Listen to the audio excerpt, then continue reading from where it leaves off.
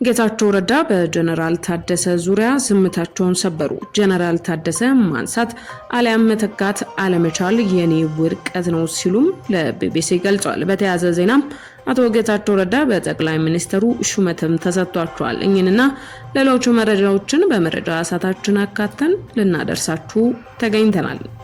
ሰላም ጤና ይስጥልን የተወደዳችሁ የፊሽታ ሚዲያ ተከታታዮቻችን በያላችሁበት በዛ ሰላም ለእናንተ ውድ ተከታታዮቻችን ይሁን ያለን ሰሞነኛና ወቅታዊ መረጃዎችን ነው በመረጃ ሰዓታችን ለእናንተ ይዘን ተገኝተናል። እናንተም ለቻናላችን አዲስ ከሆናችሁ ቻናላችንን ሰብስክራይብ እንዲሁም የደውል ምልክቷን በመጫን ዘላቂውን ቤተሰብነትን ከኛ ጋር እየመስረቱ ትኩስና ፈጣን መረጃዎችም በፍጥነት እንዲደርሱ ያደርጉ ያለን ወደ ዛሬ ዝርዝር መረጃችን አለፍን።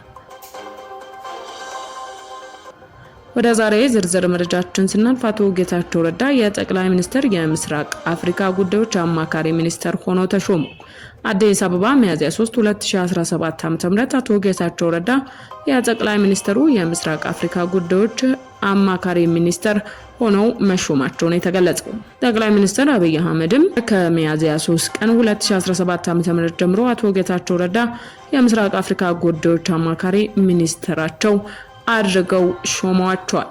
ከዚህ ጋር ተያይዞ አቶ ጌታቸው ረዳ ስለቀደመው ምክትላቸው አስተያየትም ሰጥተዋል። ጀነራል ታደሰ ማንሳት አሊያም መተካት አለመቻሌ የኔ ውድቀት ነው ሲሉም ተናግረዋል። በስልጣን ዘመኑ የመጨረሻዎቹን ቀናት ወራት ኤርትራ ከተፎካካሪዋ አመራር አጋር እንደሆነች ሲከሰሱም ነበር። በኤርትራና በተፎካካሪ አመራር ላይም ለሚያቀርቡት ለዚህ ውንጀላ ምን ማስረጃ ያቀርባሉ ተብለው ጌታቸው ረዳ ለቀረበላቸው ጥያቄም አቶ ጌታቸው ረዳ እንደ የህግ ፍርድ ቤት ማስረጃ መጠየቅ የጋዜጠኛ ኃላፊነት መሆኑን አላውቀውም፣ ግን ይህንን ልነግርህ እችላለሁ ሲሉም ለንግግሩ ግን ማብራሪያ ማቅረብ አለቦት ለተባሉትም አቶ ጌታቸው ረዳ ማብራሪያን አቀርባለሁ፣ ስም ልጠቅስልህ አልችልም፣ ይህንን ግን አውቃለሁ። በኔ አስተዳደር ውስጥ የነበሩ ሰዎች የተወሰኑት በህጋዊ የተወሰኑት ደግሞ በህገወጥ መንገድ ከኤርትራ ጋር ለመገናኘት ሲሞክሩ ነበር። የግመሉን ጀርባ የሰበረው የመጨረሻ ሰበዝ የመጣው ግን ደስተኛ ያልሆኑ የህወሓት አካላት ውስጥ ነው። ሁሉም የህወሓት አንጃ አመራር ማለቴ አይደለም። ግምገማቸው ምንም ይሁን ምን በህወሓት ውስጥ ያሉ የተወሰኑ አካላት በጋራ ጠላታቸው ላይ ለማበር ይህንን እድል መጠቀም ጀመሩ።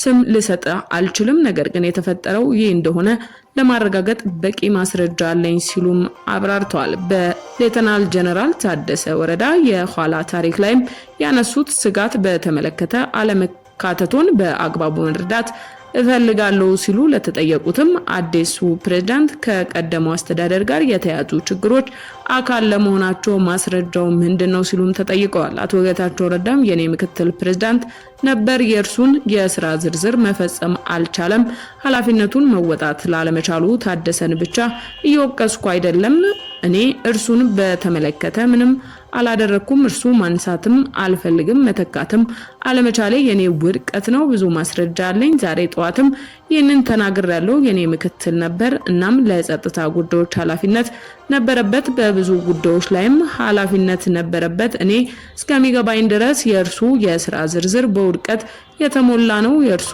ውድቀቶች ግን የኔንም ውድቀቶች ናቸው ብለዋል። ቢቢሲም ከፕሬዝዳንቱ ትዕዛዝ ሊቀበል እንደነበር አልተናገረም። አንዳንዶች እንደሚናገሩትም እንደ መሪ የጠቀሷቸው ጉዳዮች የሚወርቁት ባንተ ትከሻ ላይ ነው ሲሉም አቶ ጌታቸው ረዳ ሞኛቱ ሆኑ ሲሉ ቢቢሲ ለጠየቃቸው ጥያቄ መልሰዋል።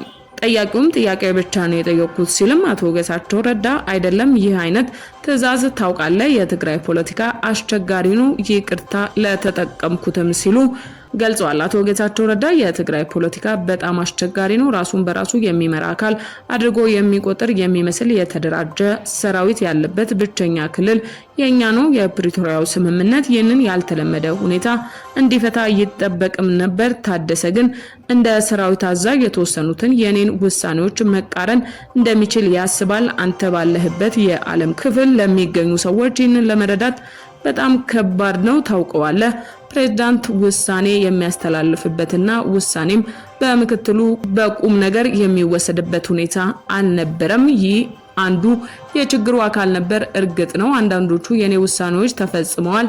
አሁንም ግን ለስኬቶች ኃላፊነት እንደምወስደው ሁሉ ለውድቀቶችም ተጠያቂነት እወስዳለሁ ብለዋል። በእኛ ጉዳይ ፖለቲካውን ይበልጥ አስቸጋሪ የሚያደርገው በስልጣን ላይ ያልሆኑ ፓርቲው ሁሉንም ጠቅልሎ ለመውሰድ የመንግስት ሀብትም ለመቆጣጠር የሚሞክር መሆኑ ነው። በመንግስት ስር መሆን የነበረበት ሰራዊት ደግሞ ራሱን የሚቆጥረው ራሱን እንደሻለ አካል ነው። ትንሽ የተወሳሰበ ነው፣ ለመረዳትም ያስቸግራል ብለዋል። የቀድሞ የትግራይ ክልል ጊዜያዊ አስተዳደር ፕሬዝዳንት አቶ ጌታቸው ረዳ ከትናንትና በስቲያ ረቡዕ ሚያዝያ 1 ቀን 2017 ዓ.ም ከቢቢሲ ፎከስ ኦን አፍሪካ አቅራቢ ዋሂጋ ማውራ ጋርም ያደረጉት ቃለ መጠይቅ ነው እኛም የተመለከትነው። ውድ የፊሽታ ሚዲያ ተከታታዮቻችን ለዛሬ መረጃ ሰዓታችን ያዝነላችሁ መረጃ ይነን ይመስል ነበር።